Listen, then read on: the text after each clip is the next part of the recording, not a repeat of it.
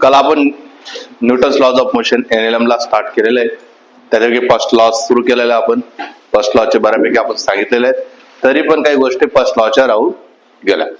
ठीक आहे, क्वेश्चन्स वगैरे राहून गेले. बऱ्यापैकी भरपूर काही गोष्टी आपण घेतलेल्या आहेत. ठीक आहे, जसं काय न्यूटन्स फर्स्ट लॉ चालू आहे अजूनही. त्याच्यामध्ये मी असं म्हटलं, आता दोन स्ट्रिंग घेतल्या.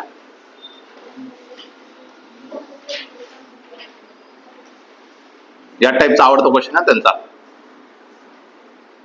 हे आवडता क्वेश्चन पैकी एक आहे. A B A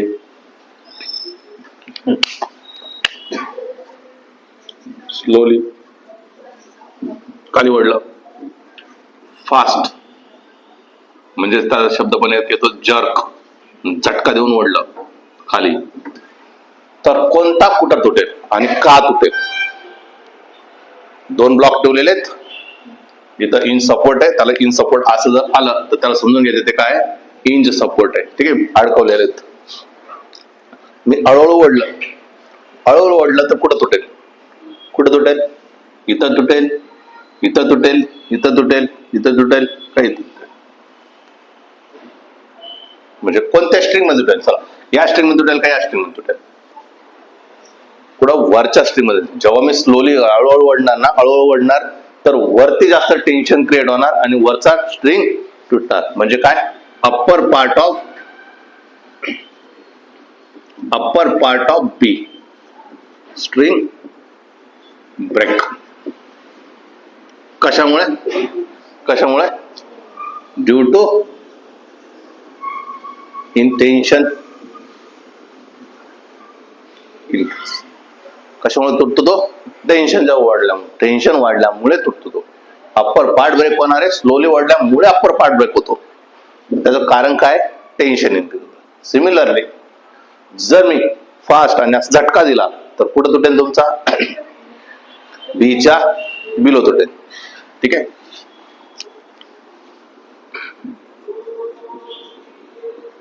below part of B string break होणार आहे. का बर? Due to inertia.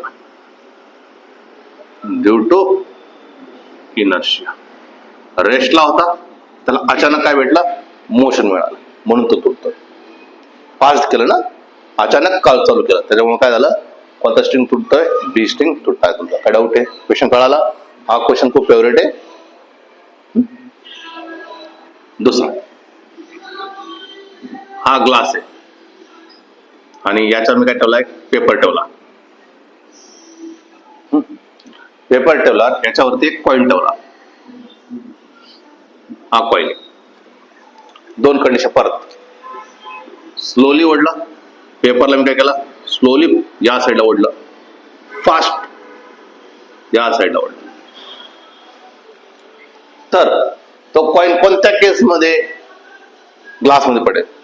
जोरात ओढल्यावर का हळू ओढल्यावर? जोरात ओढल्यावर. का बरं असं होतं? कारण तो रेस्ट, त्याच्याकडे कोणती कंडिशन आहे? रेस्टची कंडिशन आहे. मोमेंट ऑफ इनर्शिया कोणता आला त्याच्याजवळ? रेस्टचा. कोणती कंडिशन आहे? इनर्शिया कोणती त्याची? रेस्टची. इनर्शिया रेस्टची आहे, म्हणून coil fall inside a glass, not fall inside a glass. सोबत निघून जाईल, पेपर सोबतच जाईल. काय डाऊट आहे? हे दोन क्वेश्चन कळाले काय होते ते? आता बेसिकली आपण इथं फोर्सेसवर चर्चा करणार आहे. न्यूटनच्या पण त्या फोर्सेसवर चर्चा करणार आहे. तर 4 नॅचरल फोर्सेस आहे. ठीक आहे, त्याला आपण फंडामेंटल फोर्सेस म्हणतो. 4 फंडामेंटल फोर्सेस. आता आपण याच्यामध्ये काय बघतोय? फक्त फोर्सेस बघतोय. ठीक आहे, याच्यामध्ये काय बघतो आपण? फक्त फोर्सेस. कोणकोणत्या टाईपचे फोर्सेस आहे, काय याच्यावर चर्चा. फंडामेंटल फोर्सेस, जसं की फंडामेंटल क्वांटिटी होती ना, फंडामेंट म्हणजे याच्यापासून दुसरे बनतील, त्याला आपण काय करतो? डिराइव्ह. फंडामेंटल क्वांटिटी पासून आपण कोणती क्वांटिटी म्हणू? Derived quantity. तसंच फंडामेंटल फोर्स पासून आपण काय म्हणू शकतो? डिराइव्हड म्हणू शकतो. पण हे मुख्य. ठीक आहे, किती आहेत ते? 4. पहिला आहे gravitational force. Gravitational force. Second आहे इलेक्ट्रो मॅग्नेटिक फोर्स. तिसरा आहे वीक न्यूक्लियर फोर्स. चौथा जो आहे स्ट्रॉंग न्यूक्लियर फोर्स. हे 4 फंडामेंटल फोर्सेस आहेत. याच्यापासून काय म्हणतील? डिराइव्हड बनतील. याच्यापासून काय म्हणतील?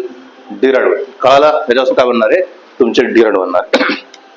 मग डिराइव्हड मध्ये सुद्धा आपलं फोकस जास्त काय दुसऱ्या याच्यावर राहणार नाही. डिराइव्हड फोर्स आपण जे पण आता डिराइव्हड करतोय ते फक्त आपण याच्यावर फोकस करून करतो. इलेक्ट्रोमॅग्नेटिक फोर्स पासूनच. Electro magnetic force. या इलेक्ट्रोमॅग्नेटिक फोर्स पासून कोणकोणते फोर्स तयार करू शकतो? पहिला आहे टेन्शन. दुसरा आहे नॉर्मल. तिसरा आहे बियॉन्ड फोर्स. सांगतो ना, तो आहे तुमचा बियॉन्ड फोर्स. चौथा frictional force.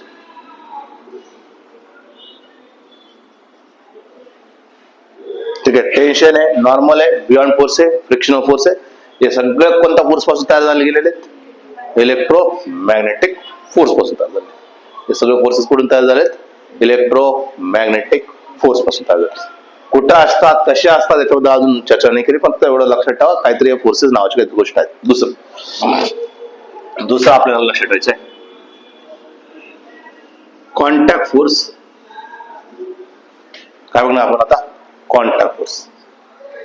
Derived, fundamental, derived नंतर आपण कोणते चाललोय? Contact force. कॉन्टॅक्ट फोर्स म्हणजे काय? दोन बॉडी एकमेकांच्या काय आलं?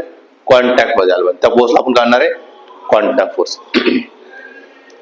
जसं कॉन्टॅक्ट फोर्स याच्यातलेच कॉन्टॅक्ट असतील. टेन्शन जो आहे तो कॉन्टॅक्ट फोर्स आहे. नॉर्मल जो आहे तो कॉन्टॅक्ट फोर्स आहे. तिसरा बियॉन्ड फोर्स जो आहे कोणता फोर्स आहे? कॉन्टॅक्ट फोर्स आहे. चौथं फ्रिक्शनल फोर्स.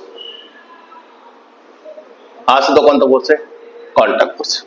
कॉन्टॅक्ट फोर्स कळाला का? दोन बॉडी कुठेतरी कॉन्टॅक्ट मध्ये आलं. याच्यामध्ये पण दुसरे पण फोर्स येतील, पण दोन बॉडी कॉन्टॅक्ट मध्ये आला. अजून याच्यामध्ये दुसरा फोर्स येतो non contact force. Non contact force जसं की पहिलं gravitational force. Gravitational force. Gravitational force non contact यासाठी घेतला गेलाय, जर ग्राउंडवर असेल तर सगळ्यांची फुलिंग काय होणार? खालीच होणार आहे. ग्रॅव्हिटेशनल फोर्स कॉन्टॅक्ट झाला, पण तो जर हवेत असला तरी त्याच्यावर ग्रॅव्हिटेशनल फोर्स राहतोच. लक्षात आलं? ग्रॅव्हिटेशनल फोर्स आता व्हॅनिश होत नाही, म्हणून आपण त्याला काय म्हटलं? नॉन क्वांटम मध्ये. हवेत असला तरी कॉन्टॅक्ट लागतोय. ठीक आहे. Next nuclear forces. आणि याच्यामध्ये लक्षात ठेवायचं आहे सर्वात विकेस्ट फोर्स कोणता आहे? या 4 पैकी विकेस्ट फोर्स कोणता आहे? विकेस्ट असतो तुमचा ग्रॅव्हिटेशनल फोर्स. कोणता? Gravitational force. सर्वात फोर्स विकेस्ट कोणता आहे तुमचा? ग्रॅव्हिटेशनल आहे. सर्वात स्ट्रॉंगेस्ट कोण आहे?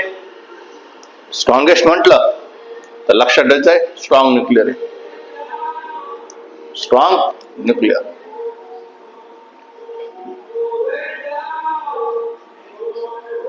स्ट्रॉंग न्यूक्लिअर असेल. विकेस्ट स्ट्रॉंग झाला. आणि मग सिक्वेन्स जर विचारलं तुम्हाला, लक्षात ठेवायचं ग्रॅव्हिटेशनल फोर्स जो आहे सर्वात विके. ग्रॅव्हिटेशनल फोर्स सर्वात विके. त्याच्यानंतर येतो weak nuclear force. Weak nuclear force. त्याच्यानंतर येतो इलेक्ट्रोमॅग्नेटिक फोर्स. आणि सर्वात स्ट्रॉंग कोण आहे मग तुमचा? Strong nuclear. Strong nuclear force. खूप कंडिशन महत्वाची. ग्रॅव्हिटेशनल फोर्स सर्वात वीक आहे, त्याच्यानंतर वीक न्यूक्लिअर फोर्स, त्याच्यानंतर इलेक्ट्रोमॅग्नेटिक फोर्स, नंतर स्ट्रॉंग न्यूक्लिअर फोर्स. काय डाऊट आहे? समजला? अशा प्रकारे आपला फर्स्ट लॉ आत्ताशी संपला. याच्यानंतर आपण कोणता लॉ घेणार आहे? Third law.